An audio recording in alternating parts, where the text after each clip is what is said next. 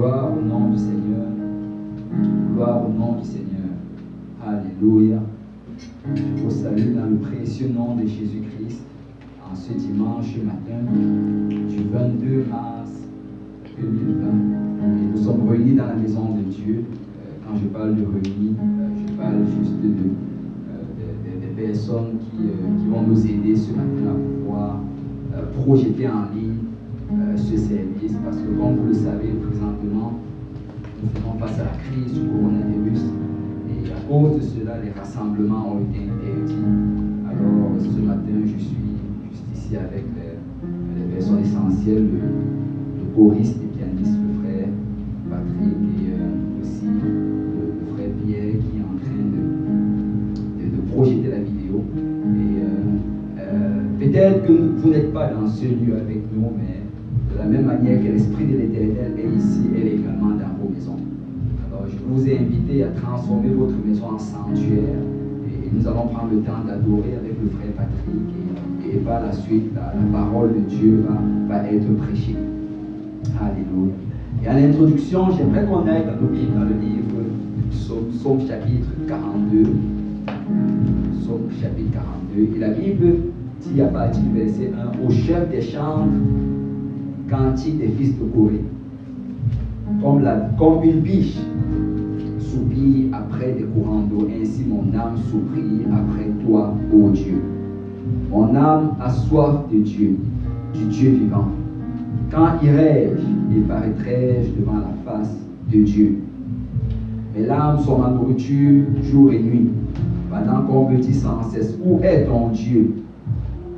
Je me rappelle avec effusion de cœur quand je marchais entouré de la foule et que je m'avançais à sa tête vers la maison de Dieu au milieu des cris de joie et des actions de grâce d'une multitude en fait. Pourquoi t'as-tu mon âme et gémis-tu au-dedans de moi? Espère en Dieu, car je le louerai encore. Il est mon salut et mon Dieu. Alléluia. Je veux juste encourager le peuple de Dieu en ces temps difficiles à espérer en l'Éternel. Espère en Dieu. Il est notre salut et il est notre Dieu. Et tout ce qui se passe présentement, ça n'a pas pris Dieu par surprise. Ça a pris le monde par surprise, mais Dieu n'a pas été pris par surprise. Il est au contrôle et sûrement il va nous donner la victoire. Alors si nous pouvons louer le Seigneur, si nous pouvons l'adorer, alléluia, gloire au nom du Seigneur.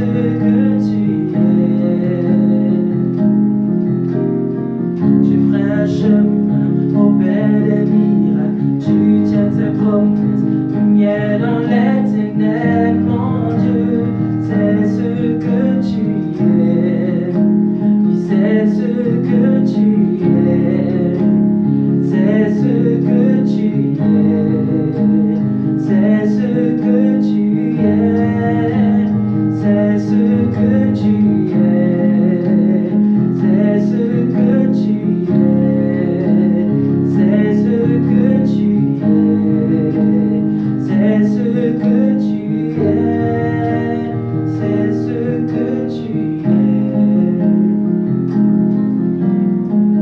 Même quand je ne le vois pas, tu agis. Même quand je ne le sens pas, tu agis. Tu n'arrêtes pas d'agir. Tu n'arrêtes pas d'agir. Même quand je ne le vois pas, tu agis. Même quand je ne le sens pas, tu agis. Tu n'arrêtes pas d'agir. Tu n'arrêtes pas d'agir. Même quand je ne le vois pas, tu agis. Même quand je ne le sens pas, tu agis. Tu n'arrêtes pas d'agir. Tu n'arrêtes pas d'agir. Même quand je ne le vois pas, tu agis. Même quand je ne le sens pas, tu agis. Tu n'arrêtes pas d'agir. Tu n'arrêtes pas d'agir. Tu n'arrêtes pas d'agir. Tu n'arrêtes pas d'agir. Tu n'arrêtes pas d'agir. Tu n'arrêtes pas.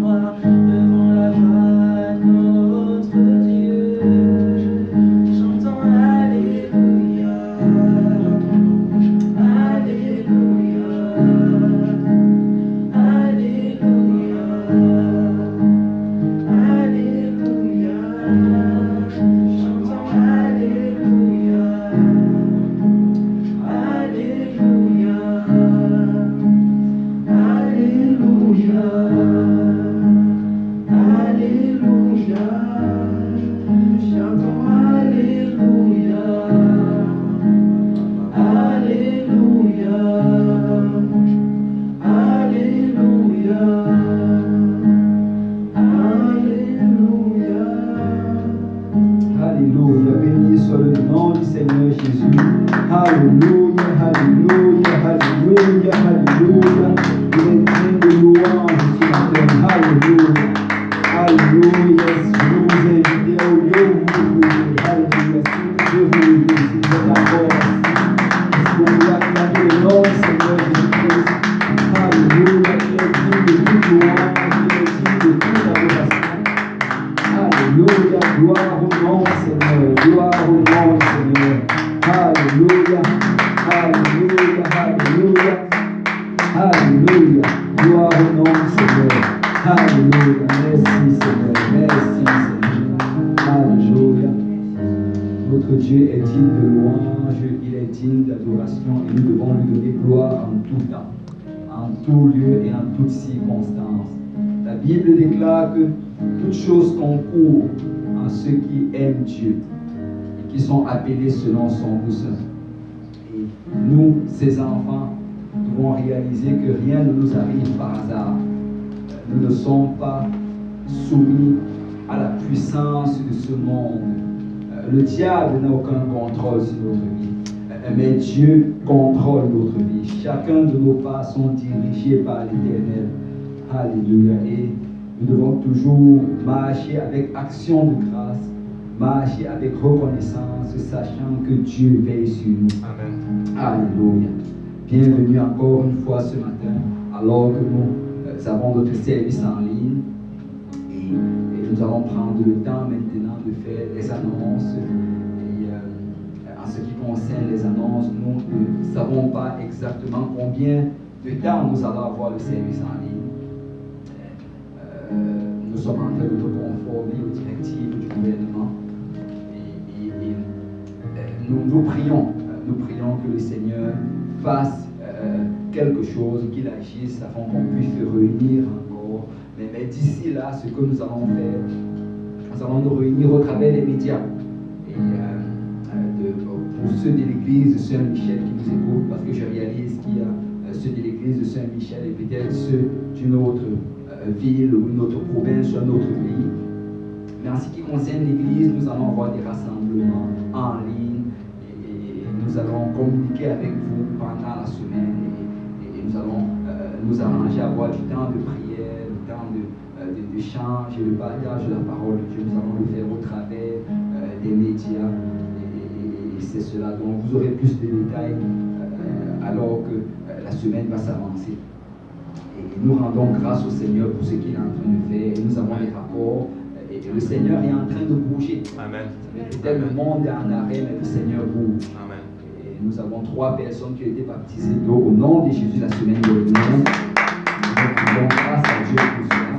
Et nous avons des personnes qui ont demandé à recevoir une étude biblique. Il y a des gens qui veulent connaître plus de Dieu. Vous savez, dans des temps de crise pareil, ce sont des temps de grandes opportunités. Et l'Église doit garder les yeux ouverts, l'Église doit être attentive parce que Dieu va faire de grandes choses. Amen. Amen. Dieu va faire de grandes choses. Sans plus tarder, nous allons aller dans la parole du Seigneur. Et nous allons aller aujourd'hui dans le livre d'Ésaïe. Ésaïe chapitre 28. Ésaïe chapitre 28. Alléluia.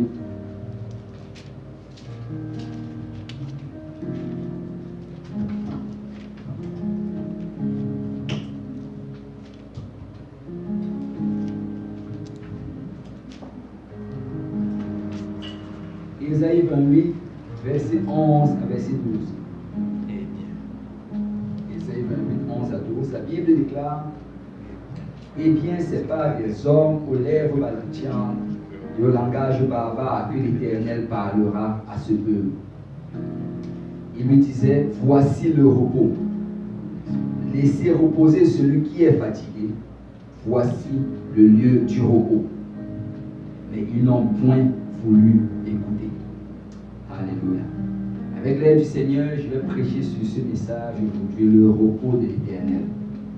Le repos de l'Éternel. Si nous pouvons déposer nos Bibles, élever nos mains et nos voix vers le Seigneur, et nous allons prier. Alléluia. Père, nous te louons, nous te rendons grâce. Merci pour ta présence en ce lieu. Merci pour ta présence dans chaque maison, Seigneur, qui en ce moment même sont en train de t'écouter, sont en train de te louer et de t'adorer. Père, Nous venons, Seigneur, solliciter, Papa, que ton esprit bouge en ce moment, Papa. Donne-nous, Seigneur, d'être attentifs à ta parole. Donne-nous d'être réceptifs. Que cette parole trouve une place fertile dans notre cœur et produise du fruit qui nous mène jusqu'à la vie éternelle. Papa, moi le prédicateur, afin que j'annonce tes oracles sans crainte ni faveur, mais Seigneur, que je le transmette selon la vérité que tu as enseignée à tes prophètes, à tes apôtres et à tes disciples. Et c'est avec action de grâce que nous t'avons prié ce matin. Au nom de Jésus. Si tout le monde peut dire au nom de Jésus. Au nom de Jésus. Amen. Si les chez vous pouvez encore louer le Seigneur. Il est digne de louange. Alléluia. Gloire au nom du Seigneur. Alléluia. Dans l'Ancien Testament, il y a plusieurs jours pendant l'année que Dieu avait choisi comme jour de repos, ou bien sabbat. En fait, quand on parle de sabbat, ça signifie repos. Et il y a plusieurs jours, mais le jour avec lequel nous sommes le plus familiers, c'est le 7e jour de la semaine. Et dans Genèse chapitre 2, ça c'est vraiment au commencement, le Seigneur a établi ce jour de repos-là au commencement. La Bible nous dit, au verset 2 de Genèse chapitre 2, que Dieu acheva au 7e jour son œuvre qu'il avait faite. Il se reposa au 7e jour de toute son œuvre qu'il avait faite. Dieu bénit le 7e jour et le sanctifia, parce qu'en ce jour, il se reposa de toute son œuvre qu'il avait créée en la faisant. Donc Dieu s'est reposé le 7e jour.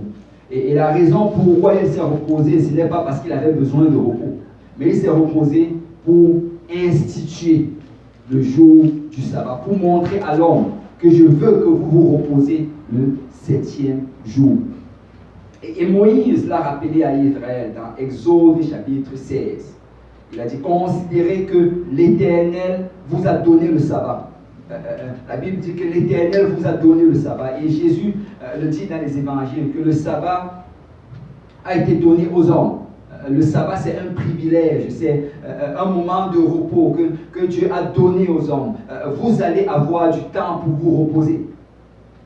Et il dit, c'est pourquoi il vous donne au 6e jour de la nourriture pour 2 jours. En fait, il devait ramasser la manne chaque jour de la semaine alors qu'ils étaient dans le désert. Mais le 6e jour, ils allaient ramasser et pouvoir ramasser pour 2 jours. Pourquoi? Parce que le 7e jour, ils ne devaient pas sortir pour ramasser. Et il dit donc que chacun reste à sa place et que personne ne sorte du lieu où il est au 7e jour. Et le peuple se reposa le 7e jour. Quand je lisais ce passage, je réalisais en fait que ce que le Seigneur leur a demandé littéralement le 7e jour, c'était de rester confinés chez eux. Il leur a dit que personne ne sorte du lieu où il est au 7e jour, que chacun reste à sa place. Donc, ce n'est pas les gouvernements qui sont venus avec l'idée du confinement. Le Seigneur avait déjà son idée du confinement. Mais c'était un jour de repos. C'était un jour pour reposer son corps du rude travail quotidien. C'était un jour pour aller, pour rester en fait à la maison. Ce n'était pas le jour pour aller au travail. Ce n'était pas le jour pour pratiquer sa routine mondaine journalière. Ce n'était pas un jour pour métro, boulot, dodo. Mais c'était un jour de commémoration. Un jour où il fallait se rappeler de ce que le Seigneur avait fait. Un jour où, en famille, on allait se rappeler de comment Dieu nous a sortis de l'Égypte, comment Dieu nous a choisis au milieu de toutes ces nations et au milieu de tous ces autres peuples, comment il nous a donné sa bonne parole, la loi de l'Éternel. C'était un jour d'action de grâce. Il fallait rendre grâce à Dieu pour sa bonté. Réaliser que c'est un Dieu merveilleux qui nous fournit, et il nous a fourni la manne dans le désert, il nous a fourni de l'eau dans le désert. C'est un Dieu qui nous a donné la victoire contre nos ennemis qui étaient plus forts et plus nombreux que nous. C'est un Dieu qui avait préparé ce beau et merveilleux pays où coule le lait et le miel. Ça devait être le jour de l'Éternel. Un jour consacré à l'Éternel. Un jour spécial parmi les autres jours. Un jour qu'on devait anticiper. Un jour où on devait se dire, ça c'est le moment où je vais célébrer l'Éternel. C'est le moment où je vais rendre grâce à Dieu pour toute sa bonté et rappeler à mes enfants et à ma famille les bienfaits de l'Éternel. Nous comprenons bien sûr aujourd'hui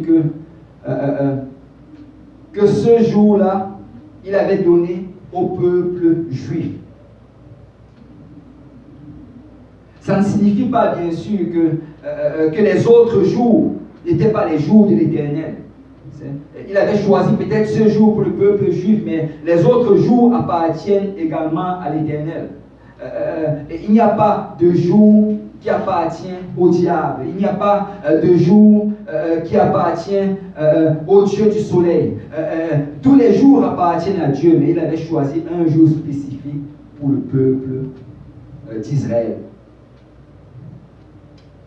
Vous savez, pour l'Église aujourd'hui, le jour du repos, c'est tous les jours. Quand tu regardes dans la Bible, dans le Nouveau Testament, tu réalises que les apôtres et les disciples du Seigneur Jésus, le samedi, ils allaient partir à la synagogue. Mais le dimanche, le premier jour de la semaine, ils allaient se réunir dans les maisons. Et les autres jours, en fait, la Bible nous dit qu'ils étaient assidus chaque jour au temple. Donc, tous les jours, ils le consacraient à l'Éternel. Vous savez, quand vous êtes en amour avec quelqu'un, vous n'allez pas juste vouloir voir cette personne un seul jour. Vous n'allez pas juste vous dire que ça c'est mon jour de temps de qualité avec cette personne. Mais quand tu es en amour, tu veux voir cette personne chaque jour. Et l'Église aujourd'hui est l'épouse du Christ. Et étant son épouse, nous devons comprendre que quand on parle du jour de repos, on ne parle pas juste du dimanche. Amen. Quand on parle du jour de repos, en fait, on est en train de te parler de tous les jours. En fait, chaque jour, nous devons avoir un temps pour le Seigneur. Amen.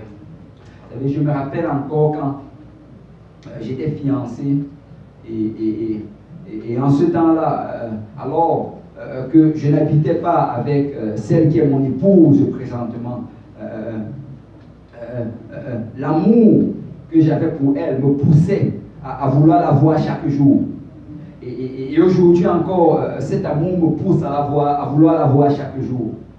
Mais en ce moment, alors qu'elle était loin, je me rappelle que souvent j'allais quitter du travail et faire 60 km de voiture pour juste aller prendre, juste aller peut-être partager un repas avec elle près de son école. Et l'existence n'allait pas être un problème pour moi. Et le temps j'allais trouver le temps. Et si nous sommes vraiment en amour avec Jésus, nous allons trouver le temps.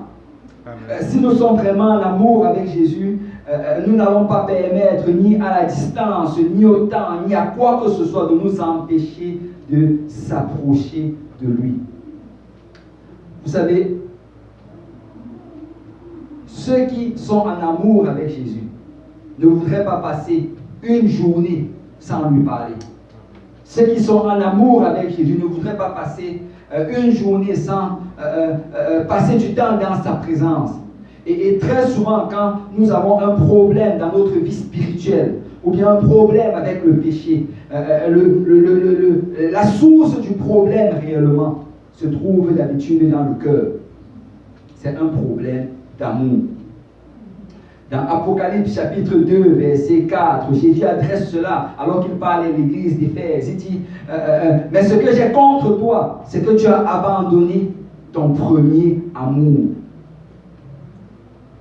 Il dit, ce que j'ai contre toi, c'est que tu ne m'aimes plus comme tu m'aimais au commencement. Tu ne m'aimes plus comme dans les premiers jours, ces jours où tu allais passer beaucoup de temps avec moi, où tu allais anticiper le moment de notre rencontre, où tu n'allais pas vouloir quitter ma présence. Il dit, ce que j'ai contre toi, c'est que tu as abandonné ton premier amour. Et quand nous avons un problème, quand nous ne prions plus, quand nous ne lisons pas la parole de Dieu, quand nous négligeons le temps de rassemblement dans la maison du Seigneur, le vrai problème, ce n'est pas un problème de temps, mais c'est un problème d'amour, un problème de cœur. Parce que si tu aimes, tu vas trouver le temps. Mais remarquez dans ce passage qu'il n'a pas dit tu as perdu ton premier amour. Il dit tu as abandonné ton premier amour. Quelque chose de perdu, ce serait difficile de le retrouver. Mais abandonner, ça veut dire que tu peux aller reprendre cette chose où tu l'as laissée. Et c'est pourquoi dans le prochain verset, verset 5, il dit souviens-toi donc d'où tu es tombé. Repens-toi et pratique tes premières œuvres. Donc tu peux te souvenir, tu peux examiner ta vie, tu peux prendre un temps d'introspection et te demander qu'est-ce qui s'est passé, pourquoi est-ce que je ne prie plus comme je priais avant, pourquoi je ne lis plus la parole de Dieu et je ne cherche plus sa face comme je le faisais avant.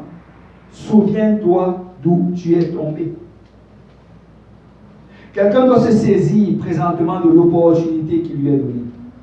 Vous savez, nous sommes tous en pause du travail, en pause de certaines activités sociales, en pause du sport. Le Seigneur a mis pause sur toutes choses.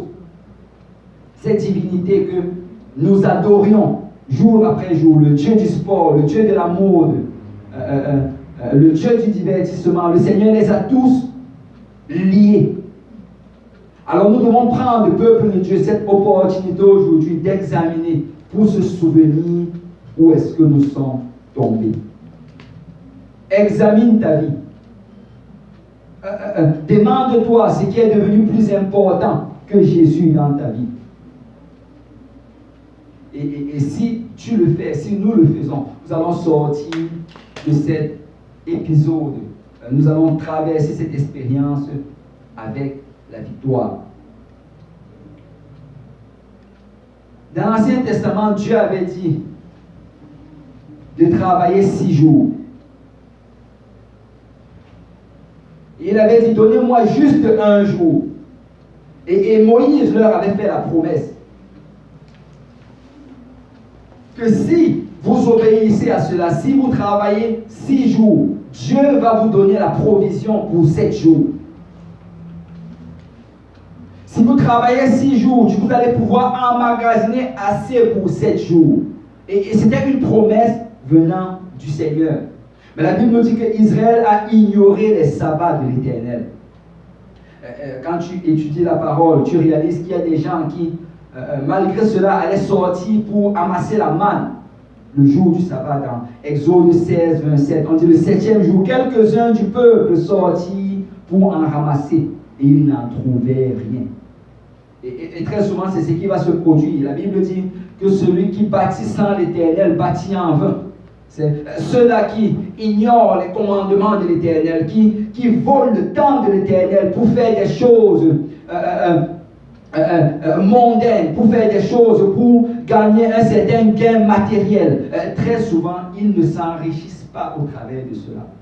Et même s'ils s'enrichissent matériellement, ils perdent leur famille, ils perdent leur santé, ils perdent ces choses-là qui réellement ne peuvent pas être achetées avec de l'argent. En fait, l'homme n'a pas changé de nature. Aujourd'hui encore, beaucoup ignorent les commandements de l'Éternel. Vous savez bien sûr, comme j'ai dit tantôt, que nous n'appliquons pas l'Ancien Testament dans le sens que nous devons avoir un jour à part, que c'est le jour de l'Éternel. Mais nous l'appliquons dans le sens du Nouveau Testament, que tous les jours nous devons avoir du temps pour le Seigneur. Chaque jour nous devons avoir une portion de notre journée accordée au Seigneur et nous devons avoir un temps pour prier, un temps pour lire la parole de Dieu et nous devons nous assurer d'être connectés au corps du Christ. Parce que ça va encore prendre aujourd'hui, si nous allons survivre, de manger l'aliment spirituel qui est la parole de Dieu. Ça va prendre encore de boire le breuvage spirituel qui est l'Esprit de Dieu au travers de la communion avec l'Esprit de Dieu par la prière. Ça va prendre encore de venir ensemble, tous ensemble, et de louer le Seigneur.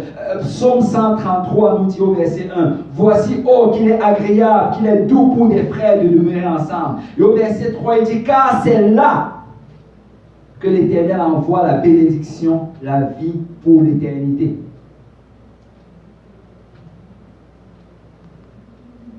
Mais comme Israël, beaucoup des enfants de Dieu n'avaient plus le temps de venir dans la maison du Seigneur. Comme Israël, beaucoup des enfants de Dieu négligeaient ce privilège-là, qu'est de se réunir ensemble, de venir pour les études bibliques. Beaucoup ne trouvaient plus le temps de servir le Seigneur. Vous savez, ces derniers jours, il y a beaucoup de personnes qui m'ont contacté et qui voulaient venir dans la maison du Seigneur. Des gens qui, pendant longtemps, ne voulaient pas venir, qui n'avaient plus le temps. Mais ces derniers jours, beaucoup d'appels, nous voulons venir. Vous savez, très souvent, ce n'est que quand on perd un privilège qu'on réalise réellement sa valeur. Et nous sommes dans des temps difficiles présentement. C'est difficile de ne pas vous voir en face. C'est difficile de ne pas louer ensemble. Et c'est difficile. Ce ne sont pas des temps faciles. Et quand je pensais à cela, le Seigneur me mettait à cœur le psaume 42 où au verset 5 dit « Je me rappelle avec effusion de cœur quand je marchais entouré de la foule et que je m'avançais à sa tête vers la maison de Dieu, au milieu des cris de joie et des actions de grâce d'une multitude en fête. » Mais au verset 6, il dit « Pourquoi t'as battu mon âme et j'ai mis tu au-dedans de moi? Espère en Dieu, car je le louerai encore. Il est mon salut et mon Dieu. » Nous devons avoir de l'espoir même dans ces temps difficiles. Nous devons espérer en l'Éternel. Nous n'espérons pas dans les gouvernements. Nous n'espérons pas dans les scientifiques. Ils ne savent pas quand cette crise va se terminer. Mais Dieu sait quand ça va se terminer. Et d'ailleurs, peu importe, quelque chose va se produire. Soit la crise du coronavirus va s'achever, ou soit le Seigneur Jésus va venir. Mais d'une manière ou d'une autre, l'Église sort victorieuse. Amen. Vous savez, Paul dit que la connaissance du Christ va avoir une odeur de vie pour certains et une odeur de mort pour certains. Souvent quand on est dans des moments pareils, dans des moments de crise où plus que jamais nous ressentons le retour du Seigneur, alors que ceux-là qui vivent pour le Seigneur vont se réjouir. Ceux-là qui vivaient d'une manière légère, qui n'étaient pas en feu pour le Seigneur, ça va plutôt être des moments d'angoisse. Et je veux t'inviter aujourd'hui à examiner ta vie. Je veux t'inviter aujourd'hui, la Bible dit aujourd'hui c'est le jour du salut. Maintenant c'est l'heure acceptable. Si tu entends la voix de l'Éternel, n'endurcis pas ton cœur. Examine ta vie. Écoute, si tu as de l'angoisse en ce moment, si tu es dans l'inquiétude, retourne-toi et cherche ce que tu as mis de côté. Retourne-toi et regarde ce premier amour que tu as abandonné. Remets les priorités à la bonne place. Vous savez, ces moments, comme je disais, qui vont être des moments de solitude peut-être. Il faut qu'on transforme ça en moment de communion. Que ce soit un moment où nous rebâtissons notre hôtel de prière. Que ce soit un moment où nous nous remettons en phase avec le Seigneur Jésus-Christ. Que ce soit un moment où nous cherchons sa face. Vous savez, Israël a ignoré les sabbats de l'Éternel pendant plusieurs années. Dieu a envoyé plusieurs fois des prophètes leur parler. Et quand tu regardes dans le livre des prophètes, à plusieurs endroits, le prophète vient, il dit, ne profanez pas mes sabbats. Et un autre vient, sanctifiez mes sabbats. Et ils ont insisté encore et encore que Dieu est sérieux à propos de ces sabbats. Dieu est sérieux à propos de ce temps d'intimité, ce temps où tu viens dans la maison du Seigneur. Mais ils n'ont pas voulu obéir à l'Éternel. Et dans la Bible, il y avait bien sûr le sabbat du 7e jour qu'ils ont profané, mais il y avait également un sabbat le 7e mois. C'est le 7e mois, le 7e jour du mois, c'était le jour de l'expiation. Ils ont profané également ces sabbats. Il y avait un sabbat la 7e année. La 7e année, ça devait être cette année-là où on ne devait pas travailler la terre. En fait, quand tu regardes dans Lévitique chapitre 25, verset 2, la Bible dit, parle aux enfants d'Israël et tu leur diras, quand vous serez entrés dans le pays que je vous donne, la terre se reposera. Ce sera un sabbat en l'honneur de l'Éternel. Pendant 6 années, tu ensemenceras ton champ. Pendant 6 années, tu tailleras ta vigne et tu en recueilleras le produit. Mais la 7e année sera un sabbat. Un temps de repos pour la terre, un sabbat en l'honneur de l'Éternel. Tu n'ensemenceras point ton champ et tu ne tailleras point ta vigne. Donc, il devait laisser la 7e année sans travailler la terre. Ça devait être encore un temps de commémoration. Mais ils n'ont pas laissé la terre se reposer.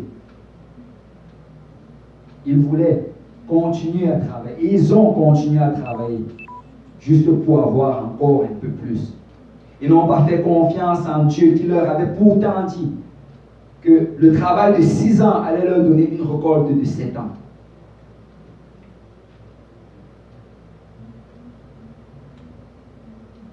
Il y avait un autre sabbat encore dans Lévitique chapitre 25, verset 8. Et ça, c'était le sabbat qui devait se produire après 7 fois 7 ans. Et c'est ce qu'on appelle d'habitude le jour du jubilé. Après 7 fois 7 ans, après 49 ans, la 50e année, le 7e mois de cette année, le peuple de Dieu devait encore avoir un jour de sabbat, le jour de l'expiation. Et ce jour-là, c'était appelé le jour du jubilé. C'était le sabbat du pardon, le sabbat de la restauration. Le créancier devait libérer le débiteur de sa dette. Le maître devait renvoyer l'esclave chez lui. Chacun devait récupérer l'héritage de ses pères. Mais même ces 6 personnes ne voulaient obéir. Alors Dieu a utilisé l'Assyrie pour détruire Israël. Il a utilisé Babylone pour emmener Juda en captivité. Et la raison de la captivité, bien sûr, c'était un châtiment contre son peuple. Mais 2 Chroniques, chapitre 36, alors que l'écrivain de Chroniques est en train de terminer son livre, il nous rappelle qu'il y avait une autre raison également dans la captivité. 2 Chroniques 36, verset 20, Nebuchadnezzar amena captif à Babylone ceux qui échappèrent à l'épée.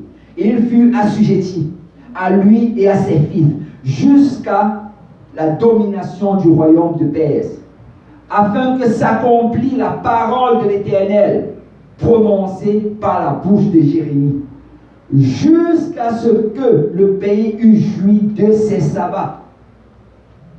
Il se reposa tout le temps qu'il fut dévasté, jusqu'à l'accomplissement de 70 ans. Il y a un rabbin du nom de Moshe Ben Menon. Il a calculé le nombre de temps que Juda avait passé dans cette terre. Et il a calculé qu'ils ont passé 430 années pendant lesquelles ils n'ont pas fait le sabbat du Seigneur. Et quand tu comptes ces 430 années, y compris l'année de leur captivité qui était en fait une année sabbatique, la Bible dit, ces calculs nous montrent que ça fait 70 ans. Ils ont fait 70 ans de sabbat qu'ils n'ont pas obéi. Pendant ces 430 années, il y a 70 ans de sabbat qu'ils ont ignoré. Et le Seigneur les a amenés en captivité pour 70 ans. Chaque année pour chaque sabbat qui était ignoré. Vous savez, je ne suis pas un prophète ni le fils d'un prophète.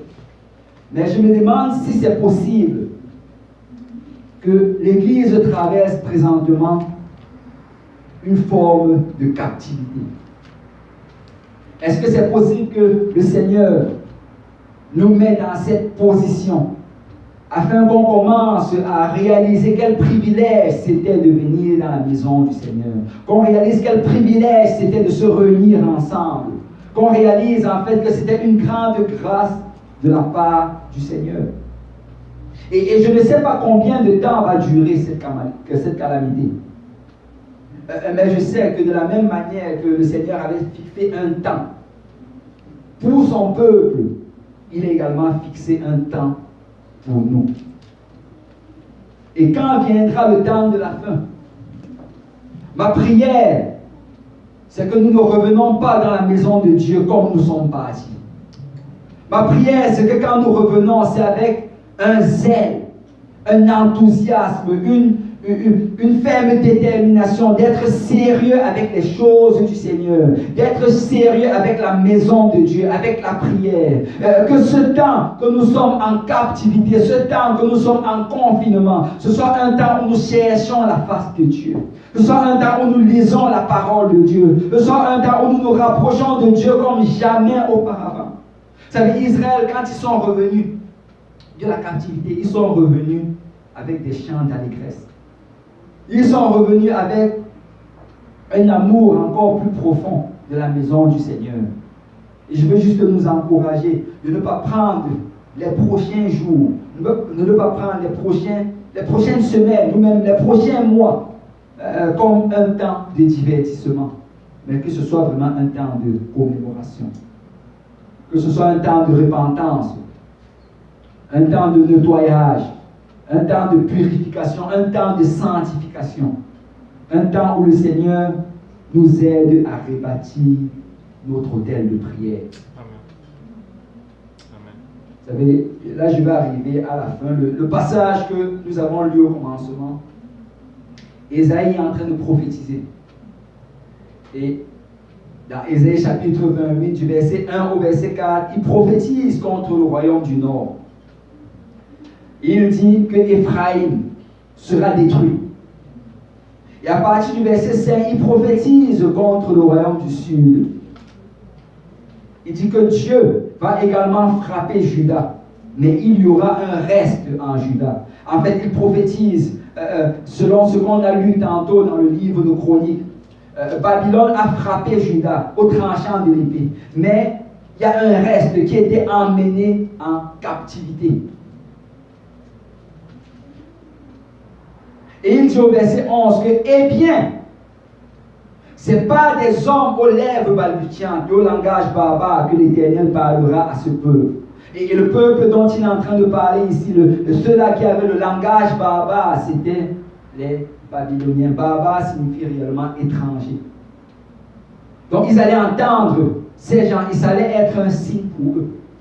Parce que Paul nous dit dans 1 Corinthiens chapitre 14, verset 21, que il est écrit dans la loi, en citant Ésaïe 28, verset 11, il dit, il est écrit dans la loi, ce n'est pas des hommes d'une autre langue et pas des lèvres d'étrangers que je parlerai à ce peuple. Ils ne m'écouteront pas même ainsi, dit le Seigneur.